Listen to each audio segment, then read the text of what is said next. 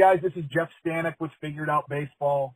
We've got a wonderful Figured Out Baseball podcast today that I'm very, very excited about. I've got one of the first podcast guests that we ever had on Figured Out Baseball when I kind of first got things started and first started in the podcast world is back with us today. It's been several years, but we're very blessed to have Mark Vandermeede back. He is the pitching coach at Michigan State, of course, in the Big Ten, and again, someone that I've known for quite a long time. So before we get into questions with Mark, I'm going to go through his background with you so you know just other places he's been and some of his accomplishments. I'm just going to kind of hit some highlights, not everything, of course. He's got quite a long track record. So let's start back in way back in his playing days. He pitched for 2 seasons at Henry Ford Community College, a junior college in Dearborn, Michigan, and then pitched his final 2 years at Detroit Mercy, a Division I program. When he was there in 1994, he was an all-conference player in the team MVP. In 1999 through 2000, he implemented the baseball program at St. Mary's College in Orchard Lake, Michigan. While he was there, the team went to the NSCAA World Series in 2000. 2001 through 2004, he was the associate head coach at the University of Detroit Mercy, where he went to school, served as the pitching coach and hitting coach and recruiting coordinator there, something you don't see very much nowadays, but handled all 3 of those positions at that time. Then from 2005 to 2007, he was the associate head coach at Georgetown. While he was there, his pitching staff set numerous school records, including most strikeouts in a season as well as fewest walks in a season. In 2008, he spent 1 season as an assistant coach at Eastern Michigan, Division I program in Michigan, obviously. While he was there, the team won the MAC tournament, played in the NCAA regional. That was actually the last regional that Eastern Michigan has gone to, 2008. They haven't been back since. And he coached, that year, he coached a future major leaguer in Matt Shoemaker on the mound. From 2009 to 2014, Mark was the associate head coach and pitching coach at Michigan State. They won their first Big Ten championship in 32 years while he was there. In his first stint, he coached one pitcher who was the conference pitcher of the year. They went to the NCAA regionals twice. And from 2010 to 2014, the team averaged more than 34 wins per season. From there, he took on a new venture, becoming the head coach at Eastern Michigan, where he was previously an assistant coach. He was the head coach at Eastern Michigan from 2015 to 2017.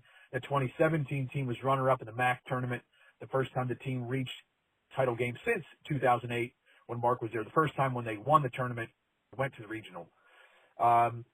While he was there, he coached 5 all-conference players and had a pitcher drafted from his pitching staffs. In 2017, December of 2017, he returned to Michigan State as the pitching coach.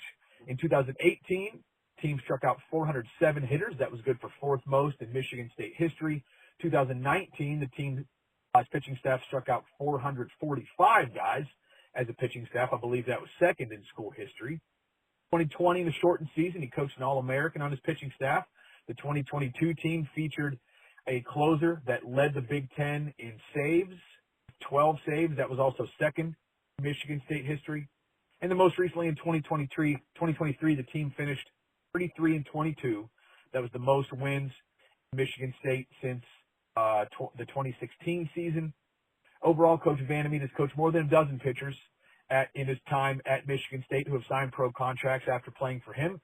And that does not include at least 10 guys that signed from Michigan State in the time that he went to be the head coach at Eastern Michigan. There were 10 pitchers that signed in that time that Coach Vandermeede had his hands on, either coaching them, recruiting them, or both. There have been 4 players that have gone on to play in the major leagues at Michigan State since 2000, and all of those guys were pitchers who played for and or were signed by Coach Vandermeede. So he's got quite a resume. He's a guy that's done a lot of things. So much to talk about in this podcast today. But, Mark, I just want to thank you for being a part of this and taking your time out of your day to be here with us on the podcast. Well, really appreciate it, Jeff. Yeah, it's kind of been some time, and kind of circling back is something I'm looking forward to, actually. Well, I like to start typically, Mark, with something from the bio that stands out and something that I feel like would be a good point to touch on. But actually, with you, I'd like to start kind of where you are now and the different roads that you've traveled and the different positions that you've held. And I actually just kind of want to ask about, you did something that a lot of people don't do, going from being a Division I head coach and choosing to go back and being a Division I assistant coach. And the reason I'm going to ask this is because I know that there are people that listen to this podcast who have aspirations of becoming head coaches, whether it's high school coach or college coach or whatever it may be. Sometimes I think that, being a head coach is not, I think that society tells you that if you're not a head coach, if you're not becoming a head coach or on your way to becoming a head coach, that you've somehow not reached your potential or somehow not succeeding in the industry. It doesn't matter if it's in college or professionally. It doesn't matter if it's football or baseball or any other sport. I think that, and of course, a lot of people, want to be a head coach for various reasons, but I think that there are some people that certainly thrive more, as an assistant, where they're just able to focus on one part of the game more, or maybe, I always took the position as, I spent 9 years as an assistant coach in college. I didn't really have much of a desire to be a head coach because I always felt like head coaches have to deal with a lot of crap that's not necessarily related to coaching, especially at lower levels. You're doing a lot more fundraising as the head coach. You're dealing with a lot more administrative stuff. I know my most recent coaching job at Lander, head coach talked about just how his phone was blowing up 24 hours a day from the players we had on our team, and Sure. I didn't have that as an assistant coach so much. So I just kind of want to ask you about your experience as a head coach and what you might say to people who are listening to this who are kind of that mindset that, I need to become a head coach just because it's the natural progression, and they almost think, well, I can't be an assistant forever. That's just, it's not the natural progression. So I just kind of would love to get your take on that as a guy who's been through both and is now, you've been a pitching coach now for quite a while again after being a Division I head coach, and maybe you can shine a little bit of light and just give people maybe a different perspective than what they might normally hear about the dichotomy between being a head coach at a certain level as opposed to being an assistant, and maybe some positives or negatives to both. Sure. Well, I'd say, every situation is different. Mine's certainly unique in that the opportunity to work for Jake Voss, who, is a friend of mine outside of the game for now, 20 plus years. And there's obviously a comfort level there that makes my opportunity to be a pitching coach unique. And the fact that, Jake really, he stays out of the pitching stuff. He doesn't micromanage his assistant coaches. It's a really good environment to coach in. I don't know that I could have gone back to be an assistant for just anybody. I think this was one of the few probably places that I would have left a head coaching opportunity for. But having done both, I'll tell you that I enjoyed being a head coach. I mean, the one thing Eric Roof was one of my assistants over there, and I used to tell Coach Roof, I said, I feel like everything we do is one step forward and two steps back, and taking years off my life, to get these wins. Because just like you mentioned, at a place like Eastern for the head coach, to do it the way I wanted to do it, it was a constant daily caretaking of the program, whether it's fundraising, trying to make the facilities better, trying to spruce up whatever it is to make it better for our student athlete, in combination with the recruiting aspect that I still wanted to heavily be involved in. It was very difficult. Rewarding when you got the wins, but it was a challenge. And who knows what would have happened if Jake hadn't have called and said, I'd like you to come back and be the pitching coach again. Would I still be at Eastern? Hard to say. But I think I think everybody's going to have to kind of figure out their way. I always aspired to be a head coach, and quite frankly, I'd like to be a head coach again. But to me, being a head coach just to be a head coach is doesn't do it for me. There's, to be quite honest, there are various levels to just, let's say, Division I college baseball. And what we can do here at Michigan State, from a recruiting facility, ability to work with the student athlete or provide different things for them, is so much more, quite frankly, than a place like Eastern can. And so, those are things to kind of take into consideration of, that's part of the deal. It's not an apples to apples job. So, I think all those things are to be considered, and, who knows? So some people may really enjoy, I guess, everything that might bring, and having every facet of the program you have to touch. But, I think it's, I don't know, I guess certainly to each their own.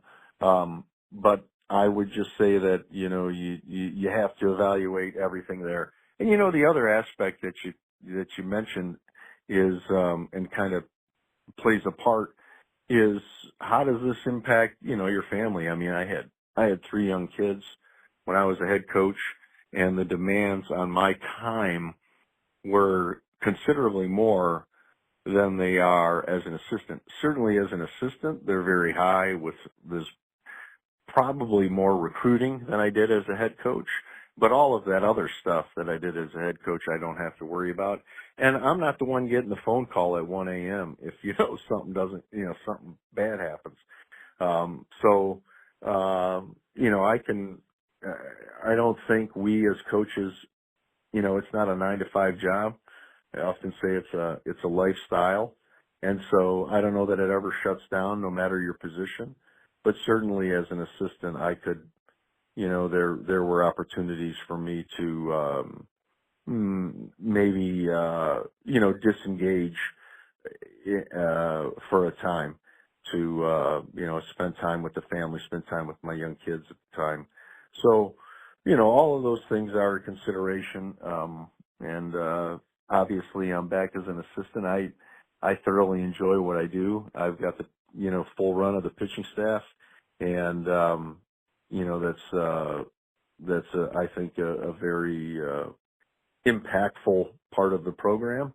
And, between that and recruiting, I feel like, I can put my stamp on it in that way too. I'll just stick on the coaching side of things and just have a little bit more discussion about the progression of coaches, and for young coaches that are listening to this that want to progress through college baseball. I'm going to ask some questions that are, probably on a lot of guys' minds, but maybe something that they don't get to ask a lot or get to hear a lot from other people. So you've been as an assistant coach, you've been at the Division I level, but as you said, different levels of Division I. I know that there are guys out there that jump levels, that have a chance to go from, say, junior college or NAIA or Division II and have Division I opportunities.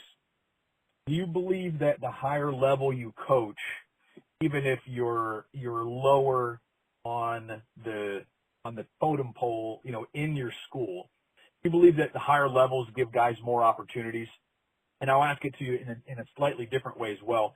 I'll give you a couple examples. I've got a friend who was the head coach at a Division II on the West Coast, and he left there to become an assistant coach on the East Coast, a lot, pretty far from where he was from, obviously. And he took a volunteer job at a Division I school that was outside Power 5, but still was like going to a regional 2 out of every 3 years type of school with, good facilities. They're getting some big leaguers out of there type of thing.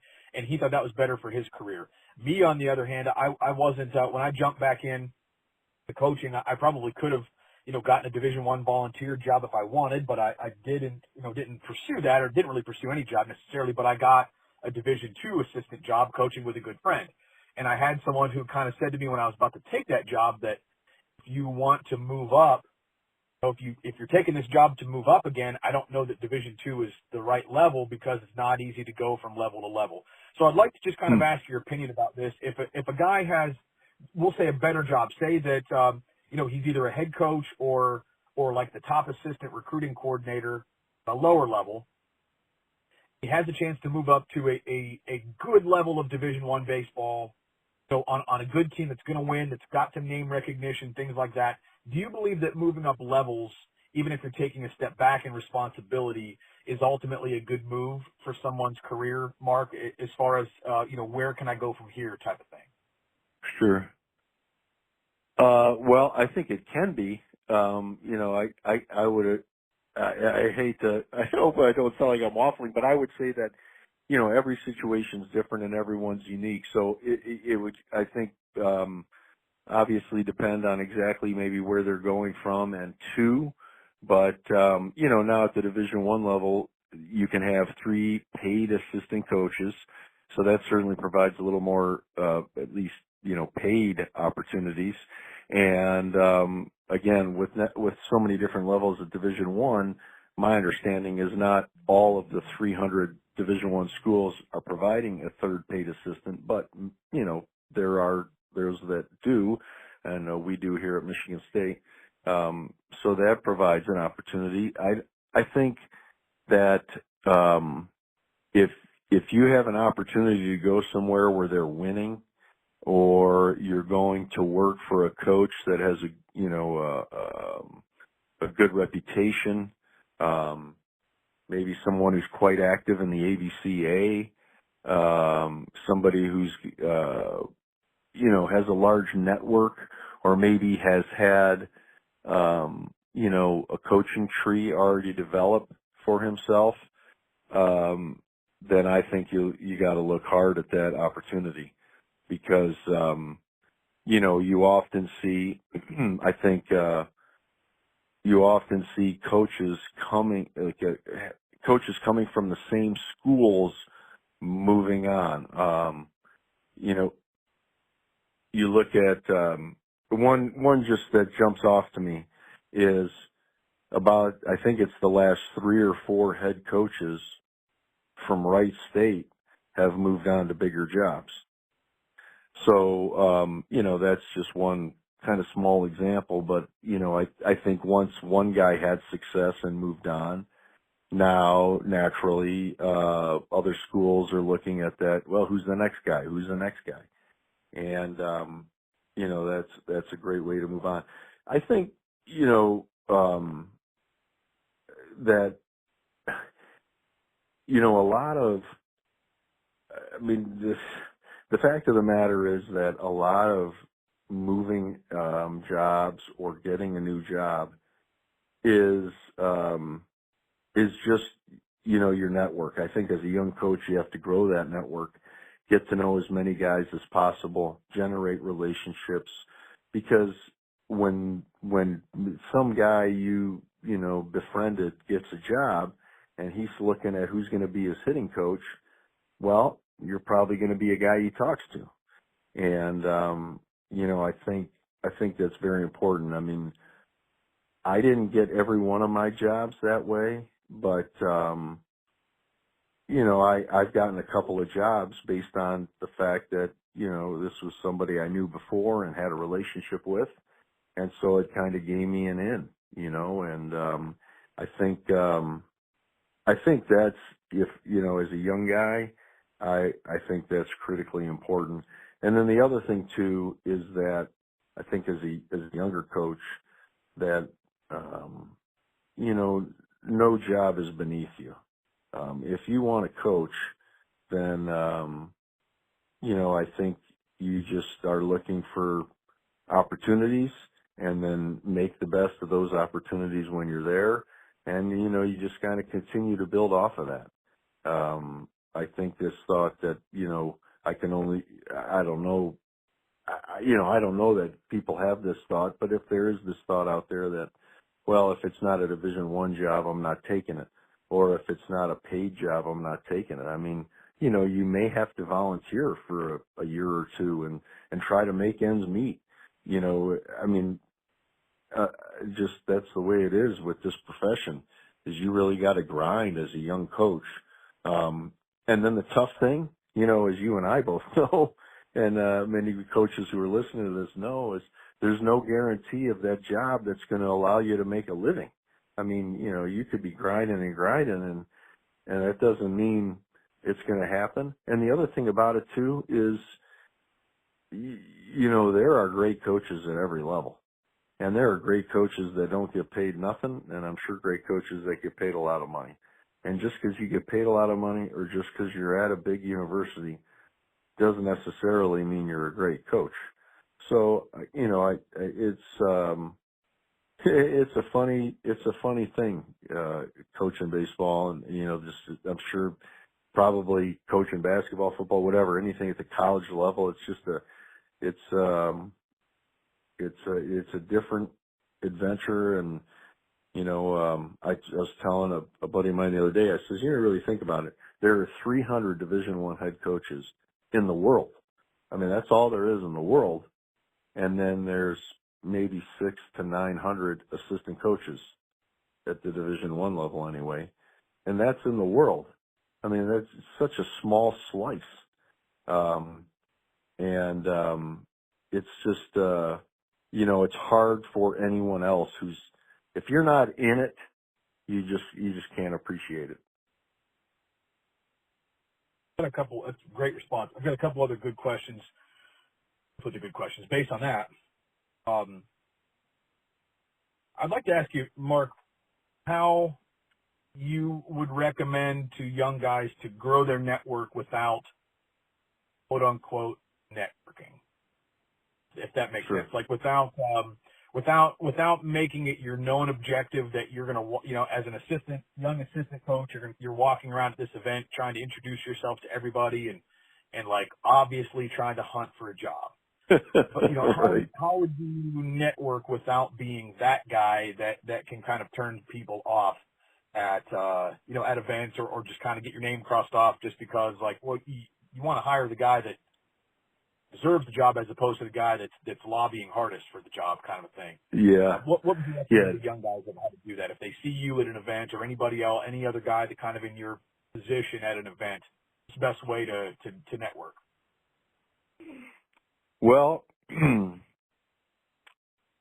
I think a great way to do it is to try to work other coaches, other schools' camps. So, every school in the country runs a prospect camp or some sort of elite development camp, whatever they call them. I mean, everybody does it. So, they obviously need people to work, whether it's their own players are working, or sometimes they hire high school coaches to work, or maybe even other college coaches to work. And if you can, put yourself in positions to work some of these camps,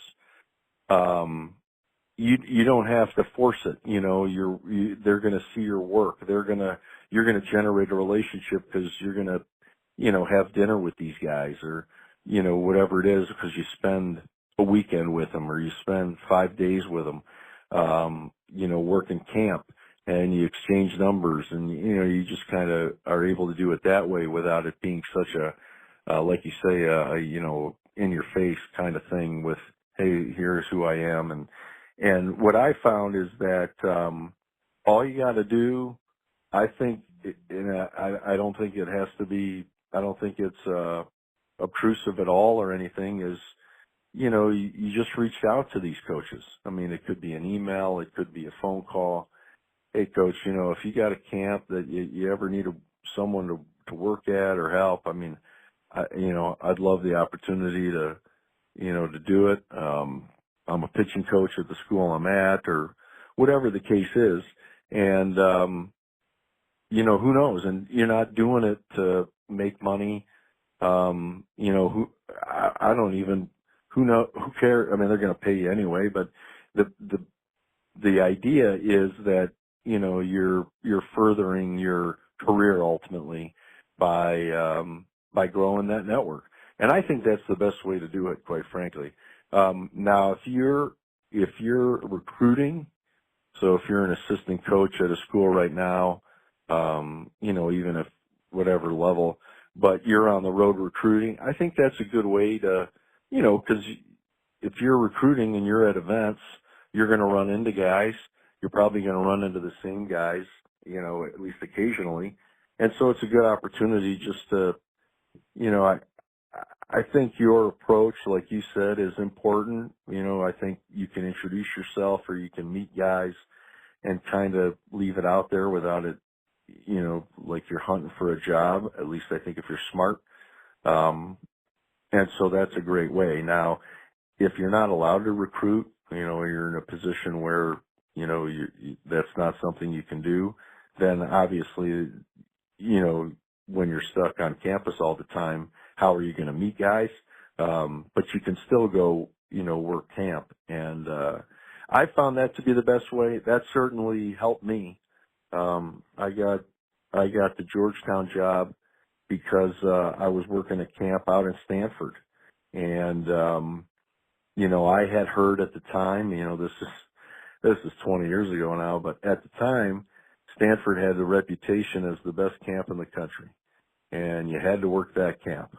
And so, I introduced myself to the assistant coach at the ABCA convention and, just told him, I'd love to work camp if there ever was an opportunity.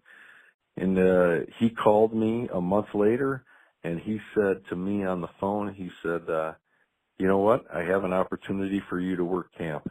Here are the dates. You have to tell me before the end of this phone call because I got 100 other guys that want to work it. So I said, okay, I'll do it. And, it wasn't like, oh, let me check. Oh, I'm not sure. Oh, let me think about it. I had to make a decision right there. And I knew that, coaching and getting it. I mean, to me at the time, I thought getting to work that camp, I was like, are you kidding me? I was coaching at the University of Detroit. I didn't think anybody knew me. They probably didn't. And so I thought I was like, this is a no-brainer. I mean, I have to take this opportunity, even though, he kind of caught me off guard. I said, sure, let's do it. And it was great. I worked it for several years and met so many guys that I still stay in touch with today. And like I said, that opportunity got me the Georgetown job. It was, I would highly recommend doing that. If nothing else, you're gonna, grow your network and who knows what that leads to. I know that at Michigan State, you guys have a lot less coaching turnover than at most places, which is phenomenal from top to bottom. Just the how long guys stay on staff. But anytime that you've had a chance to hire people in the past, even if it's for baseball ops jobs, to a director of player development and volunteer jobs, still important positions, right, for your program. What are some things, Mark, that catch your eye in young guys that are applying? I shouldn't even say young, but just anybody that's applying for a job. Is it the win-loss record, where they've been? Is it the reputation among people that are kind of in their area? Is it do you need to have a personal relationship with a guy to hire him? I'm kind of curious this too. Just while we're talking about coaching jobs and kind of the best way to go about doing this or that, I think this is something that is probably on a lot of people's minds is, what are some of the top things that stand out to you if you're hiring, if you have a position to hire?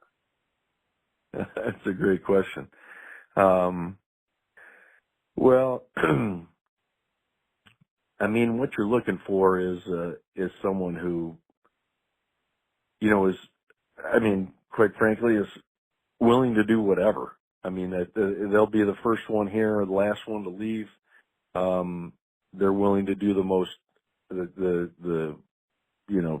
sweep the dugout to, help recruit. They want to be a part of the program and making it better. The problem is that's just like recruiting. That's a difficult thing to try to figure out when you're hiring them. So you certainly go through the interview process and try to ascertain through their answering of the questions, how they are when you're spending time with them, and then where have they been. I don't know that the one-loss record is that significant. It's more about probably their reputation. I mean, what does the people who they've worked for have to say? The people that have spent time with them, what do they have to say? Trying to do some background work on whoever's applying for a job. I think, with experience, you probably get better the more you hire. You get better at it, finding out where are the hot button answers. So when a guy says something in response to a question, you probably can make some conclusions from that. But yeah, we've, you talk about the continuity here. I mean, that's just a testament to Jake because he makes this environment, a good place to work. So we've gone through a few volunteers, which now we don't have a volunteer anymore, because it's a full-time position. And, we've recently in the last maybe 3 years, 4 years, added a director of, operations. And, we are on our second different operations, guy. And, I think it's always, a work in progress. I will tell you, when I was at Eastern, I hired a volunteer, and I did it basically on the recommendation of a friend of mine. And, it turned out to be really bad, but you don't know that until you're in the middle of it. And so I told him to move on after I had dealt with him. And but then the guy I hired, which was also ultimately on a recommendation of a friend of mine, he was outstanding. And he continues to coach to this day. He's got a full-time job. He's actually coaching at Bowling Green as their recruiting coordinator. So, it's, I guess, probably a little bit of trial and error, to be quite frank, in terms of the person who's hiring, and finding that position. But you certainly have to do your due diligence as a coach, because you're right. Every piece of, all of these coaches or ops people or anyone associated with the program, they all play a role in your success. So each one of those is very important. Even now at Michigan State, again, it's not like you guys are turning over, if you're going to stay there as the pitching coach, it's not like you're turning over hitting coach every couple of years or the third assistant or anything like that. Even Sure. without a position open, Mark, do you sort of naturally just kind of keep your eyes open for guys that you feel like would be a good fit if you have an opening? So, for example, when you have camps, guys come to work camps, or you're on the road recruiting, do you just kind of identify people naturally, Yeah. without positions open, and say, okay, the next time we have something open, if it's this kind of opening, this is a guy I've got to call. Do you sort of do that homework even beforehand? Because I guess what you hear in the industry a lot is that the job is open or the job's closed before it was open. Yeah. It was never really open in the first place. They technically have to post a job, but they knew who they were hiring beforehand. Is that something that you and Graham Sykes is the guy that runs the offense at Michigan State? And do you guys do that sort of thing when you're out and almost have conversations with each other, or just like, hey, if you know this guy, I think we need to give him a call if we have an opening? Is that something that you do, Mark? Yeah. Yep. Yeah, definitely. I would say, I mean, we're not talking about it often, but occasionally, or we see a guy in the summertime, or hey, do you know this guy? And yeah, exactly. And I think, shoot, I think you need to. It's irresponsible if you don't. I mean, because if you wait until the job is open and then you're going to start fielding all of these people, I feel like you'd be unprepared. You're kind of, oh my gosh, almost overwhelmed with, because when a job gets posted, it's going to be, very competitive, and, there's going to be a lot of people interested, and probably a lot of good people. So, if you take note of someone, that you have gotten to know through that's how I get to know. I mean, we have a couple camps here, and, we have D3 coaches who come, junior college coaches who come, high school coaches who come. And so, I get to know those guys. And, that's, you put it in the back of your head. Do you think this would be a guy that maybe ultimately we'd want to talk to? Yeah, I do. Yeah, I do. Those sorts of conversations, for sure they happen. Yeah, definitely. And, I think just as on the flip side, if you want to be the coach that they're talking about, I think you have to do you. I don't think you can try to be that guy. I mean, you could try to be that guy, I guess, but I think most people would see through that. So I do think, you have to, I'm a firm believer in wherever you're coaching, that's where your focus needs to be, not on the next job.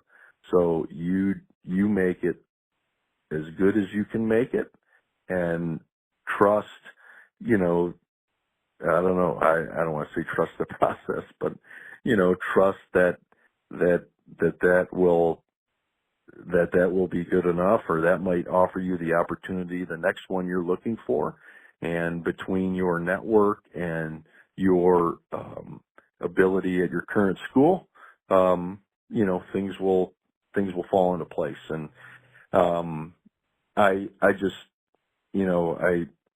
I believe in, I just think it's important not to get, looking off to the next thing. And I think that's so easy for so many of us. Just at the end of your answer there, I was thinking back to myself at Morehead State. And even before that, when I would go out to recruit, of course, you'd see guys that you were friends with when you're out recruiting. And of course, you always see guys that you want to get to know because they're in positions, they're at schools where you'd like to be. And, Sure. to be honest, at Morehead State, of course, I was focused on building that team. But I also wanted to get out of there as quick as I could. Right. I mean, just being real honest, I don't know if I've said this on the podcast before, but before that, I was at Lewisburg, a junior college in North Carolina, and I really liked it there. But after 1 year, our head coach left and took the job at Morehead State. And I really wanted to stay at Lewisburg. I think I was 27 or whatever at the time, and I wanted to be the head coach at Lewisburg, and the other assistant was going to stay with me. And, we were going to kind of run the program together. And I went to the AD at Lewisburg and told him such, but he told me that because I had no head coaching experience, I was not going to get an interview, despite the fact that we just went 52-9. I was not going to be considered to be the head coach there. So it was kind of like, all right, well, I guess I don't have a lot of options. I'm going to Morehead State. Right. Yeah. I didn't really want to. It was a smaller town, and it wasn't an environment that I really wanted to be in for the next 10 years. So when I was there, it was a hard balance for me, I guess, at times, because when I'm recruiting, if I'm sitting next to a buddy talking, 5 innings will go by and I'll have no notes, and I'll be sitting there like, oh my gosh, what? I just missed all this stuff. I can't multitask. I just can't. When I would go recruit, I'd have to sit by myself or put headphones in so guys wouldn't talk to me or whatever, so that I could focus. I wanted Morehead State to be really good, really quick, and I'm you're committed to that school when you're there, but at the same time, I'm thinking, well, how the heck is anybody going to notice me? Like, I'm not out here talking to people. I see all these other guys. I can specifically remember a few people. I won't mention their names, but I'm at an event and I'm behind the plate where I felt like was the only way I could evaluate a hitter and a pitcher at the same time. If you're at a game, I had to be behind the plate, so I could see what the pitcher had and all that, and just watch hitters, watch defense. I would see guys that were like up the third base side and like at the top of the bleachers at like a bigger park, and like they're turned around talking with other people while the game is happening. I'm like, how the heck are these guys getting anything out of this event?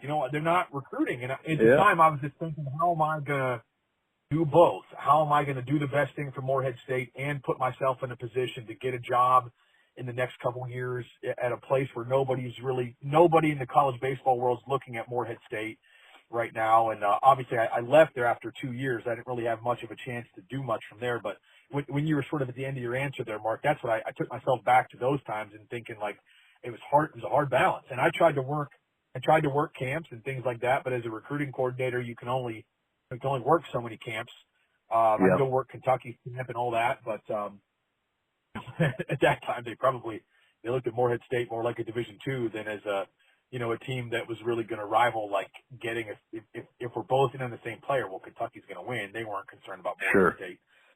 Anyway, it's a hard balance for different guys, but I think eventually when you, like you said, when you're somewhere for a while and you just develop a reputation as a good coach who winning games and you're churning out good players. And, I think when you go to events and you are kind of one of those guys that puts your head down and work, I know for me, I would see that guy and be like, okay, I don't know if the guy's really working.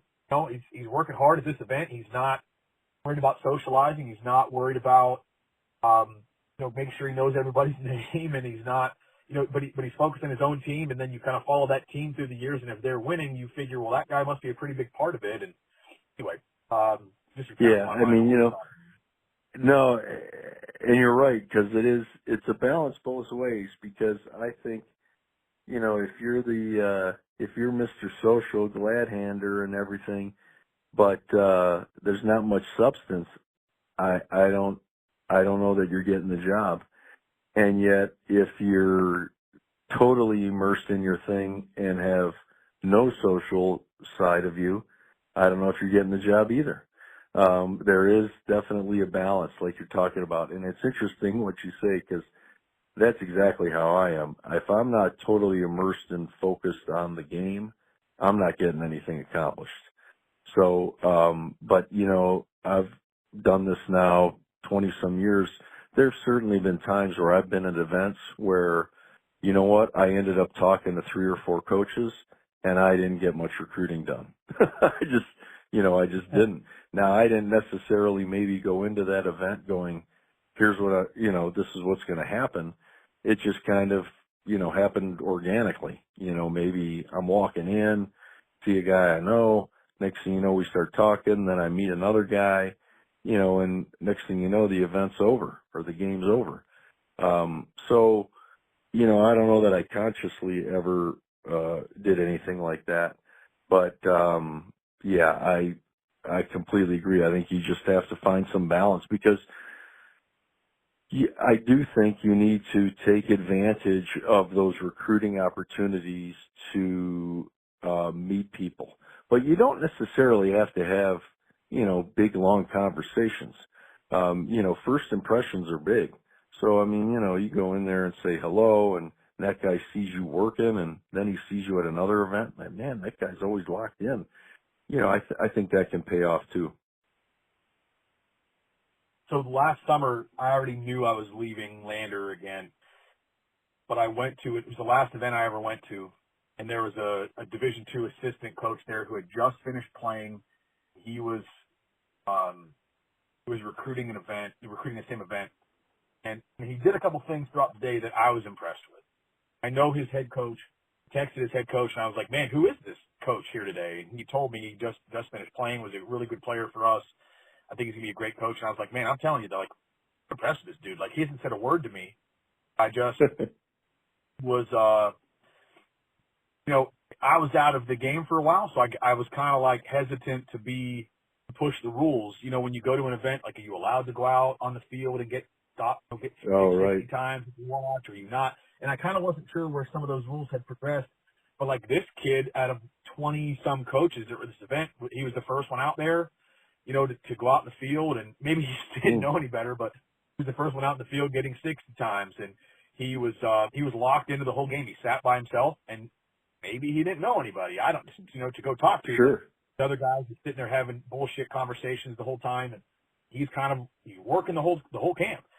So after I found out who he was, I went up to him, and I knew I was leaving, but leaving coaching, that is. But I went up and talked to him for quite a while, and you know, I gave him what I felt like were some decent, you know, tips in recruiting and other things. And like one of the things I told him was like, hey, by the way, like other guys are going to leave before the day's over. It was a travel organization's event, and it was going to be, you know, fairly long event through the day. It was hot, all that, and I said, like, you got to stay here till the end. If you want to have a good relationship with this organization, stay until the last pitch is thrown. They're going to be thrilled to death with you when you leave. And sure enough, like at the end of the day, the last pitch is thrown. It started raining towards the end. There were literally 4 of us left at the end. The guy that ran the organization was like head over heels that we were still there. And he like shook all of our hands, like, you know, Jeff, I'm so grateful that you stayed the whole time. Thank you so much. And like at the end, you're probably not seeing anything, but it's more about doing the right thing and doing the right thing for the organization. And anyway, this kid was one of the ones that stayed till the end, and he got his handshake and the big thank you, and he's got his check. And afterward, he's like, I appreciate you saying that, because I might have left when it started raining. And I was like, you got to be the last one here, man. Like if you want to not only help your team, but you know, you want to impress other people, get other jobs. Like, you know, he's an unpaid assistant coach. If you want to get a paid job somewhere, like this is the guy you've got to be. Just like you were as a player, you're the last one in the batting cage. Like you've got to be this guy. So I tried to help him in different ways there. And I've got to believe there are other people out there that are like that see a guy doing the right thing and working hard, and they will go out of their way to help that young coach, as opposed to the coach sitting there thinking like, I have to go network or else I'm not going to get a job. Like I got to believe there are other guys out there that are people out that want to help a young guy who looks like he's going to be the guy that's going to bust his tail, and like you said, kind of be the first guy there, last guy to leave, and not afraid to sweep a dugout, et cetera, et cetera. Yeah, definitely. I know that stands out to me, and I'm sure it does to others. I know we've only got a couple minutes left. I was not planning on taking the whole podcast to talk about coaching and how you get jobs and things like that. But and it really, honestly, I don't talk about much on the podcast, so this was a different podcast in that way. But if you have a few minutes left, Mark, I'd love to talk a little bit about pitching. Do we have a few minutes left? Sure. Won't take long here. But actually, I had a question coming into this that I wanted to ask you that maybe is a little bit of a different question, but I think it's important to ask for young pitching coaches listening to this. What sort of environment do you try to create with your Michigan State pitchers? Or so culture usually is a word that is associated with the whole team, but I think you can probably also use that term when it comes to just pitchers or just hitters. What's the environment or the culture, whichever term that means more to you, do you try to create among Michigan State pitchers and the pitching staff as a whole? It's a good question. I mean, you know, and there are, like, for example, this year I have 23 pitchers on a team of 30. What are we at? 38, I think. And we have 23 arms. So it's almost like it's its own team unto itself. Those 23 guys, and I think, you know, if you were to talk about a culture or environment, a couple of words that come to mind, I guess, is highly competitive. You know, the competitive within the staff, competitive not only with the opponent, but competitive with each other. You know, and try to look for that in recruiting. Highly competitive guys that want to win, guys that are willing to, you know, do different things to try to accomplish that, guys that are willing to work hard, turn over every stone. You try to find those guys, and then certainly when you're here, try to continue to develop that with, whatever various, in bullpens you can do it certainly. But you can do it even with, PFPs and some other stuff you might, work with pitchers on. And then I think the other thing aside from just competitive is, I like it to be, trusting, it's an honest relationship. I'm not sugarcoating it with the guys. I'm telling them the truth. I'm doing everything I can to make them better. And I would like to believe that they certainly appreciate that and realize that, in their time here. The way kids are nowadays, I think, is maybe a little bit different from my coaching time when I was coaching 20 years ago. I think there was a time that those high school kids came in here and everything I said was the gospel, and they just soaked it all in. I think over the years, the athlete has become, I don't know what it is. I don't want to say skeptical, but more like you have to show me before I'm just going to go all in with you. So you got, as a coach, you have to do, I think, a little more work to earn that place where what you're teaching or what you're trying to get across or any adjustments or something to help the kid, you have to show him, why it would help him and what it is that it would benefit him. Where I think years ago they just ran with it. So I don't think one's good, bad, or otherwise, and probably makes you a better coach that you have to, explain it or give the why for everything you're doing, and that's okay. But that's part of what you try to develop, or I try to develop within the staff, is that we want to ask questions. We want to know exactly what we're doing. And it's not just a one-way street. I just don't say, okay, do this, do that, and now you're a ready-made pitcher. This is something, your career, and it's something that we work together on to make you as good as we can make you. And, I think competitive, I think trusting, and I think, we try to enjoy our time too. I like to have fun with the guys. I'm not their friend. I'm their coach, but, I like to have an environment where we can enjoy the hard work that we're putting in. And, I think I'd like to think that I found a balance of, they respect me as a coach and know that when I say something that it matters, but at the same time, they're not fearful of me. I don't think, and it's not that type of environment. Really wanted to ask you about developing pitchers, but there's something else that I think doesn't get asked much in podcasts that I feel like I need to ask you. You just said you are their coach, you're not their friend. Although you'll be friendly with them and you'll have fun with them, you are their coach and not their friend. Sure.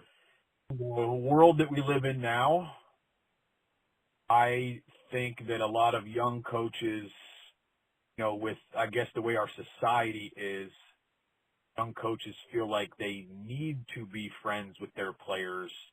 They need to treat them with kid gloves, or they need to be their buddy as opposed to being their coach. Mm-hmm. Can you just talk a little bit about, and maybe this will be the last question we'll wrap it up with, can you talk a little bit about where you believe that line needs to be drawn? Like, as a young assistant coach, is it okay that I go to lunch with another player? I'm actually, is it okay if we just, I'm going to fire off some individual questions for you. I'd Sure. like your honest answer. As a young coach, is it okay if I go to lunch with another player or a small group of players? Is that acceptable? Yes. Do you think it's acceptable to have players over to your apartment to watch, we'll say like an NFL game or like an NHL game, or something like that in your sort of winter off season?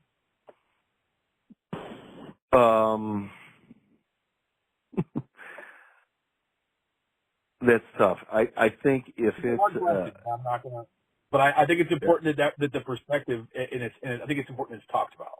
yeah, I think I could see a one-off, a unique scenario, like our school is playing in a particular game, and I don't know. I kind of think that's more of what a head coach should do. He's going to have the team together, but I guess like you're asking in a small group, just a few guys, I would lean towards no. Or even like a one-on-one, like a hey, we're both, I'm coaching just my, recent where I'm coaching in South Carolina, but I'm from Pennsylvania. There's another Steelers fan here. Can I have a freshman? If I'm 25-year-old, 24-year-old coach, we're both from the same place. We both like the same team. Can I have him over to my apartment to watch a Steeler game with like just him and I, and eating Yeah. some pizza, having a beer? I think that's tough. I wouldn't do it. How about that? I go golfing with my players during the season. Off day. Yeah, I go I golfing with would. my players. I don't think you should. I just think all of that stuff. The more you ask me, and the more I think about it, all of it just grays up that relation. It complicates the relationship because it's leading into we're buddies and we're hanging out, and you just I would just it's kind of like this. You're married, I'm married. I'm not going to be alone with another woman, so just it's not going to be the case. So I think with coaching, I'm not going to be outside of the realm of practice or a game hanging out with my players. That's for them to do. I think that's a good way to sum it up. And I think for I anybody mean, that's listening to this, because, Jeff, I don't want to belabor the point, but I think it's important for coaches to be leaders and to show these guys how to be men ultimately, and men of character, and men who can, kind of lead the next group of young guys. And you have to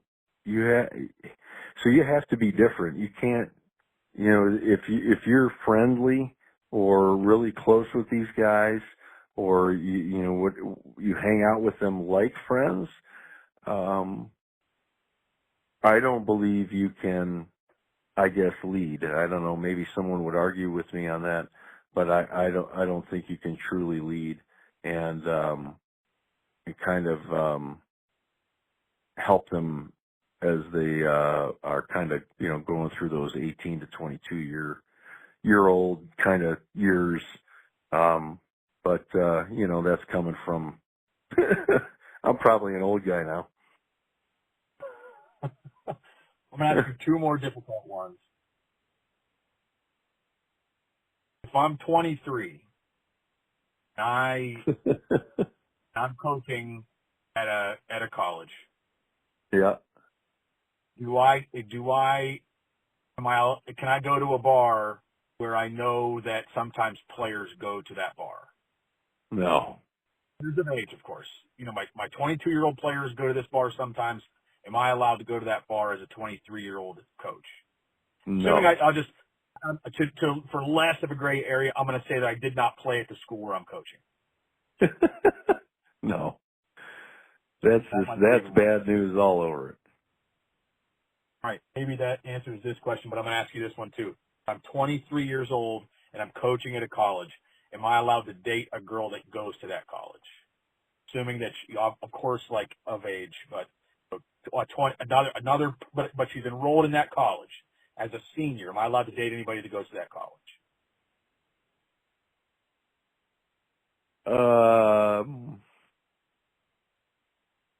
Well, that could probably be okay.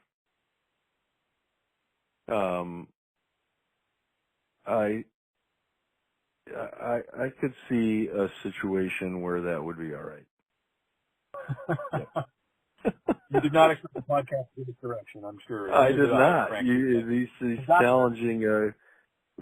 challenging questions, I feel like asking them back to you. Yeah, that would. I have some opinions on some of them, but also been there.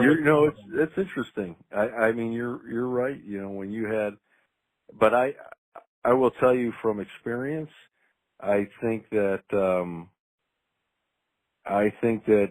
the young assistant coach fraternizing, I guess I would call it, with players ultimately is just it's a bad, it leads on to a bad road. I mean, I've certainly had not a great experience with that. Not from me. I mean, just from a coach that worked for me. So I think, you know, it's better to keep things black and white, and let's not muddy the waters. Great place to end it. Mark, you record so many of these podcasts that at some point you kind of feel like I don't want to ask the same questions over and over again. And, I feel like ours always go in a different direction. Yeah, I usually, you know, I don't go into the podcast with an agenda, so to speak, of what I feel like I need to talk about. And I have some good questions written down that we didn't get to. I wanted to ask you about your kids and the recruiting process for them and how that was for you. And I wanted to ask you about developing pitchers, but maybe we'll just need to do this again. I think we've reached our time limit for today. But you know, although I didn't expect to go down here, so my objective with the podcast is always to help young coaches or you know, people that want to play in college. I want to help educate somebody. And although this was more of a, you know, for aspiring coaches kind of podcast for a lot of this, it's not one. I don't feel like I've dedicated an hour to that in any podcast before. So while this might be more of a specific audience than usual, I thought we talked about some things that are important to talk about and that can really help some people. So I want to just thank you again for your time, you know, at this time of year with your season coming up, to be able to take this amount of time out for a podcast. I'm very, very grateful for you coming on, Mark. I always enjoy my time talking with you. Oh, thank you, Jeff. I appreciate you having me on.